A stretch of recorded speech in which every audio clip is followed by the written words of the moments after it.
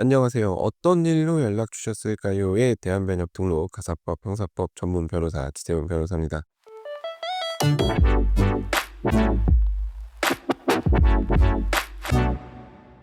자, 오늘은 민사소송 그리고 형사고소가 도박과 비슷하다는 얘기를 좀 해보려고 합니다.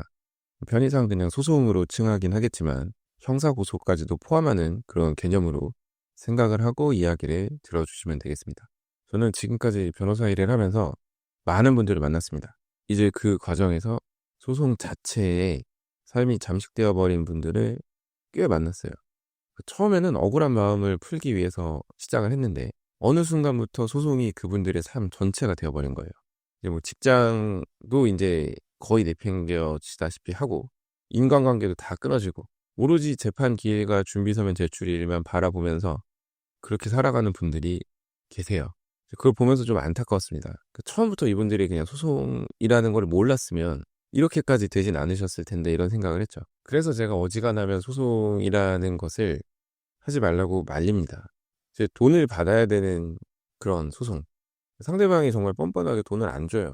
근데 이제 이쪽에서는 돈을 받을 근거가 명확히 있고, 뭐 예를 들면은 대여금 사건이나 뭐 임대차 보증금 반환 사건, 아니면 요즘에 이제 부동산 아파트 계약했다 깨지는 경우가 종종 있는데 그런 거에 대해서 반환 청구하고 뭐 이런 것들, 이런 종류의 사건들은 소송을 하지 않으면 돈을 받을 수 없으니까 하긴 해야죠.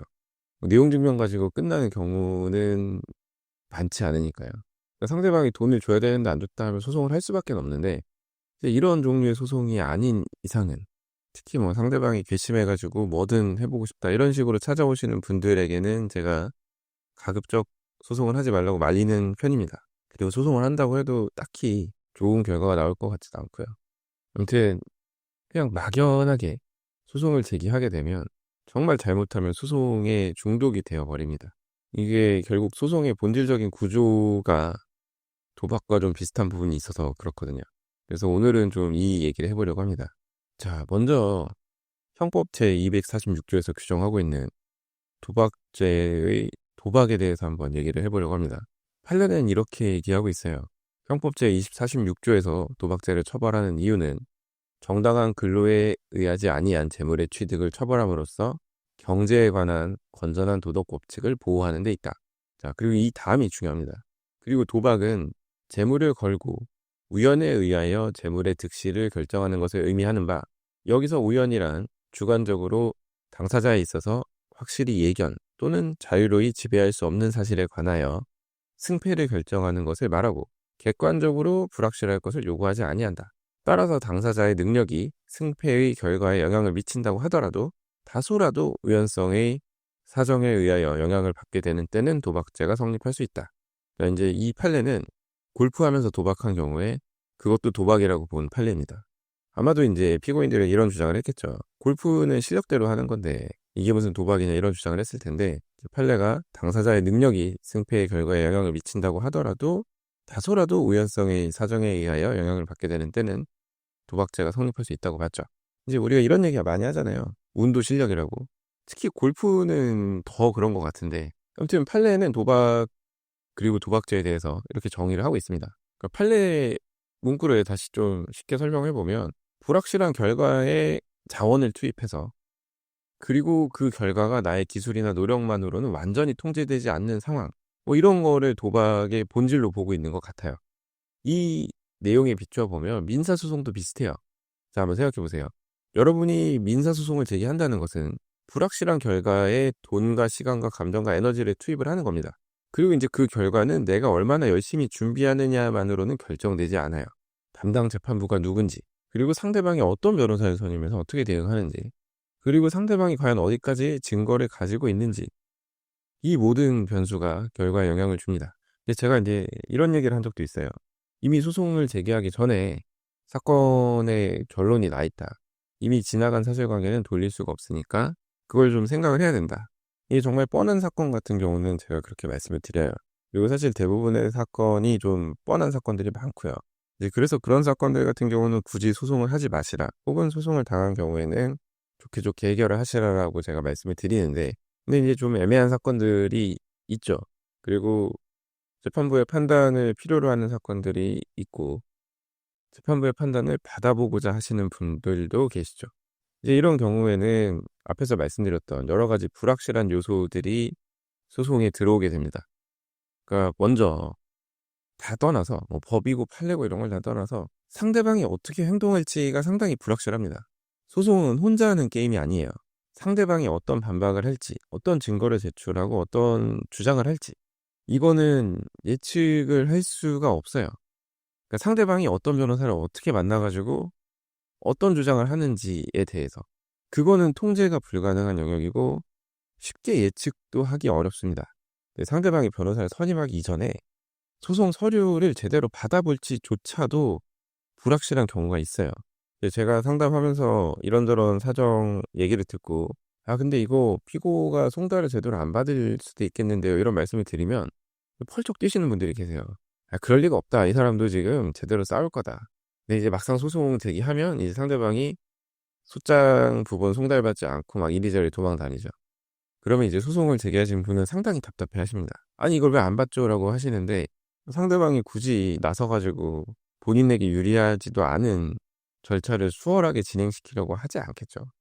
그리고 인제 상대방이 뒤늦게 변호사를 선임해서 기일을 미루고 뭐 그다음에 인제 말도 안 되는 주장을 하고 혹은 이쪽도 몰랐던 증거 자료를 막 내기도 하고 뭐 그렇게 흘러갑니다. 그러니까 상대방이 어떻게 나올지 예측할 수 없어요. 또 반대로 "아 이거 상대방이 진짜 도망 다녀 가지고 열 받아서 일단 소송은 제기하는데 이 주소지에 사는지도 모르겠어요."라고 얘기하시는 분들도 계세요. 근데 이제 소송을 제기하면 그 상대방이랑 같이 동거하는 부모님이 막 소장 부분 송달을 받고 화들짝 놀라셔 가지고 아드님 혹은 따님이 혹여나 문제가 될까 봐 빨리 돈 주고 합의하고 소취하해 달라고 하고 뭐 이렇게 진행이 되는 경우도 있어요. 그리고 또 한 가지 예를 들자면 상대방이 절대 합의는 안 하겠다고 했는데 막상 이제 소송이 길어지는 것에 피곤해하면서 이거 빨리 끝내고 싶다면서 "원금만 주면 된다."라고 얘기를 하거나 심지어는 분할 납부까지도 뭐 받아들이고 이런 경우가 있습니다. 그러니까 이 소송에서는 불확실성이 상당히 커요. 그래서 인제 경험 많은 저 같은 변호사한테 사건을 맡기시라고 하는 이유는 불확실한 요소를 알아야 그 불확실한 요소를 최대한 줄이는 방향으로 사건을 진행할 수 있기 때문입니다. 그리고 소송이 진행됨에 따라 어떤 일이 벌어질 수 있는지 여러 가지 가능성을 생각해 둬야지 대응하기도 수월한 게 있고요. 그래서 인제 정리를 하자면 여러분이 옳을 수 있습니다. 근데 이제 여러분이 옳다는 것과 소송에서 이길 수 있다는 것은 그리고 깔끔하게 이길 수 있다는 것은 분명히 다른 이야기입니다. 왜냐하면 소송은 상당히 불확실성을 많이 가지고 있는 절차이기 때문에 그렇습니다. 자, 이제 불확실성에 대해서 말씀을 드렸는데 불확실하다고 해서 사람들이 거기에 다 중독되진 않죠. 도박에 중독되는 데는 다른 이유가 있습니다. 이제 심리학적으로 보면 도박에 중독되는 이유 중 하나는 보상이 불규칙하게 주어지기 때문에 그렇거든요. 찾아보니까 이걸 가변, 강화, 스케줄 뭐 이렇게 얘기를 하더라고요. 그러니까 슬롯 머신이 왜 그렇게 중독성이 강하냐면 언제 터질지 모르기 때문에 그렇습니다. 빠칭코도 마찬가지고요. 그러니까 다들 분석을 하고 하지만 언제 터질지 모르잖아요. 매번 터지면 금방 질리겠죠. 예측이 가능하면 굳이 안 하겠죠. 자, 그렇잖아요. 아이들 포켓몬 게임 혹은 뭐 아이프리 같은 그런 카드 게임 보면 어떤 카드가 언제 나올지 모르잖아요. 그것 때문에 돈을 넣고 또 넣고 그러니까 예를 들어서 뭐 10,000원, 20,000원 썼을 때 어느 정도의 결과가 보장이 된다면 이게 중독이 되진 않을 겁니다. 그냥 돈 쓰고 끝 이렇게 끝나겠죠. 근데 인제 돈을 얼마나 써야 될지 감이 안 잡히기 때문에 오히려 거기에 중독이 되는 거죠. 뭐 모바일 게임 가챠도 마찬가지. 아무리 천장이 있다고 해도 결국에는 진짜 제대로 된 아이템이나 카드를 얻으려면 얼마를 써야 될지 결국 운에 달린 거잖아요. 그래서 계속 가챠를 돌리는 거죠. 근데 이제 소송도 비슷해요.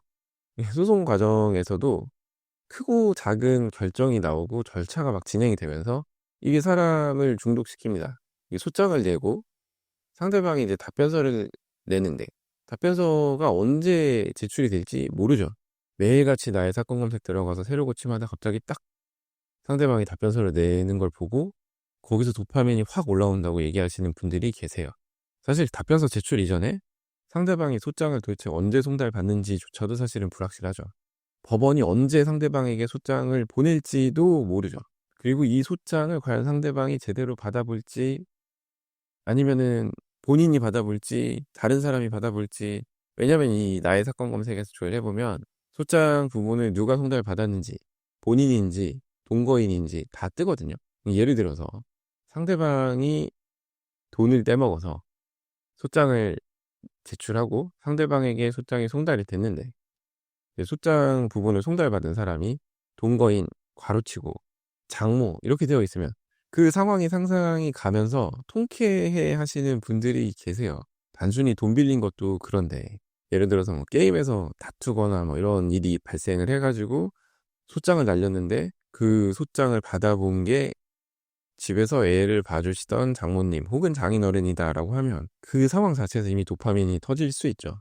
소송 결과가 어찌 되든 간에 그 자체만으로도 뭐 어느 정도의 목적을 달성했다고 생각하시는 분들이 계십니다.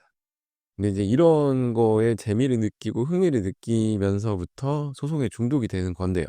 오늘은 여기까지 말씀을 드리고 다음 시간에 또 이어가지고 왜 소송이 사람을 중독시키는지 뭐 이런 거에 대해서 더 길게 한번 얘기를 해보겠습니다. 그래서 오늘 긴 얘기를 정리를 하자면 소송은 정말 불확실한 요소가 상당히 있다. 그리고 그 불확실한 요소 때문에 사람이 중독되는 게 분명히 있다. 뭐 이런 정도가 될 것 같습니다. 자, 오늘 제가 준비한 얘기는 여기까지이고요. 오늘도 끝까지 들어주셔서 감사합니다. 자, 다음 에피소드에서는 더 흥미롭고 유익하고 현실적인 그런 법률 이야기로 찾아뵙도록 하겠습니다.